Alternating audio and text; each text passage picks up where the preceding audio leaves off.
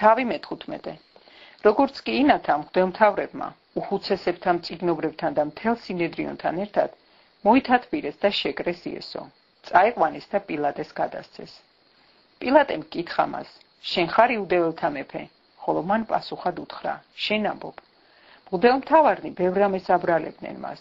პილატე კი კვლავ ეკითხებოდა, არაფერს უპასუხებ, ხედავ რამდენს გაბრალებენ, მაგრამ იესო აღარაფერზე პასუხობდა და ეს აუცებდა პილატეს. დღესასწაულზე იგი უთავისუფლებდა ხოლმე მათ ერთ პატიმარს, რომელსაც თხოვდნენ.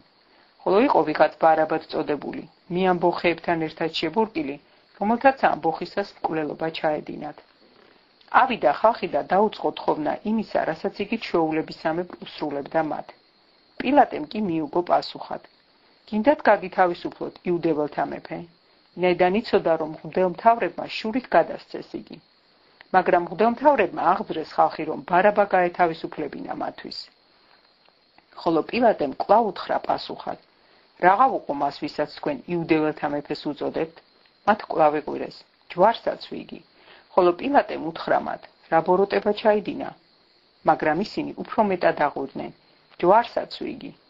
მაშინ პილატემ, რომელსაც სურდა ხალხის დაკმაყოფილება, გაუთავისუფლა მათ ბარაბა, ხოლო იესო გაშოლტვის შემდეგ გადასცა, რათა ჯვარცმულიყო. ჯარისკაცებმა შეიყვანეს იგი იმ ეზოს შიგნით, ანუ პრეტორიაში და შეკრიბეს მთელი რაზმი. შემოსეს იგი ძოწეულით და დაადგეს ეკლისგან დაწნული გვირგვინი. დაუწყეს მას მისალმება. გიხაროდეს იუდეველთა მეფევ. ლერწამს ურტყამდნენ თავში, აფურთხებდნენ და მუხმუყრილნი სცემდნენ თაყვანს. როცა დასცინეს, გახადეს ძოწეული და მისივე ტანსაცმელი ჩააცვეს და გამოიყვანეს, რომ ჯვარზე ეცვათ. აიძულეს ვიღაც გამვლელს სიმონ კვირინელს, ალექსანდრეს და რუფუსის მამას, რომელიც ყანიდან მოდიოდა, ეზიდა მისი ჯვარი. მიიყვანეს იმ ადგილას, რომელსაც ქვია გოლგოთა, რაც ნიშნავს თხემის ადგილს. მიაწოდეს მურნარევი ღვინო დასალევად, მაგრამ არ მიიღო. ჯვარსაცვეს და გაიყვეს მისი სამოსელი წილისყრით, ვის რა ერგებოდა. მესამე საათი იყო, როცა ჯვარსაცვეს იგი. იყო წარწერილი წარწერა მისი ბრალდებისა. მეფე იუდეველთა. მასთან ერთად ჯვარსაცვეს ორი ავაზაკი, ერთი მარჯვნივ და ერთი მის მარცხნივ. აღსრულდა წერილი, რომელშიც ნათქვამია, ავაზაკთა შორის შეირაცხა. გამვლელები კი თავს აქნებდნენ და გმობდნენ მას და ამბობდნენ, ეჰე ტაძრის დამანგრეველო და სამ დღეში ამშენებელო, იხსენ საკუთარი თავი და გადმოდი ჯვრიდანო. ასევე მღვდელმთავარი მწიგნობრებთან ერთად დასცინოდნენ და ერთმანეთს ეუბნებოდნენ. სხვებს იხსნი და საკუთარი თავის ხსნა კი არ შეუძლიაო. ქრისტე მეფე ისრაელისა, ჩამოვიდეს ახლა ჯვრიდან, რომ ვიხილოთ და ვირწმუნოთო. მასთან ჯვარცმულებიც ლანძღავდნენ მას. მე-6 საათზე ბნელმა მოიცვა მთელი დედამიწა მე-9 საათამდე. მე-9 საათზე შესძახა იესომ დიდი ხმით. ელოი, ელოი, ლამა საბაქთანი, რაც ნიშნავს, ღმერთო ჩემო, რად მიმატოვე?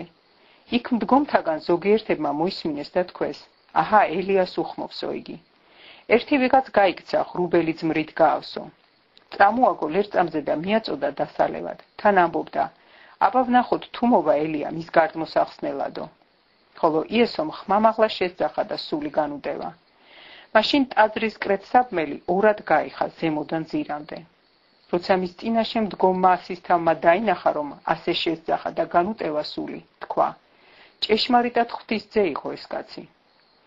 აქ იყვნენ ქალებიც, რომლებიც შორიდან უზერდნენ, მათ შორის მარიამ მაგდალელიც, იაკობ მცირისა და იოსეს დედა მარიამი და სალომე, რომელნიც მაშინ, როცა ის გალილეაში იყო, თან დაყვებოდნენ და ემსახურებოდნენ მას. ასევე მრავალი სხვაც, რომლებიც მასთან ერთად ამოვიდნენ იერუსალიმს. როგორც კი მოსაღამოვდა, ვინაიდან იყო პარასკევი, ანუ შაბათის დამდეგი, მოვიდა იოსებ არიმათიელი, მრჩეველთა გამოჩენილი წევრი, რომელიც თავადაც მოელოდა ღვთის სასუფეველს, თამამად შევიდა პილატესთან და გამოითხოვა იესოს გვამი. პილატეს გაუკვირდა, რომ იგი უკვე მკვდარი იყო, დაუძახა ასისთავს და კითხა, დიდი ხანია მოკვდა, რომ შეიტყო ასისთავისაგან, აჩუქა იოსებს გვამი. მან იყიდა ტილო, გარდა მოხსნა იგი, შემოახვია ტილო და დაასვენა სამარხში, რომელიც კლდეში იყო ნაკვეთი და ლოდი მიაგორა სამარხის კარზე. მარიამ მაგდალელმა და მარიამმა, იოსეს დედამაც დაინახეს, სადაც დაასვენეს იგი.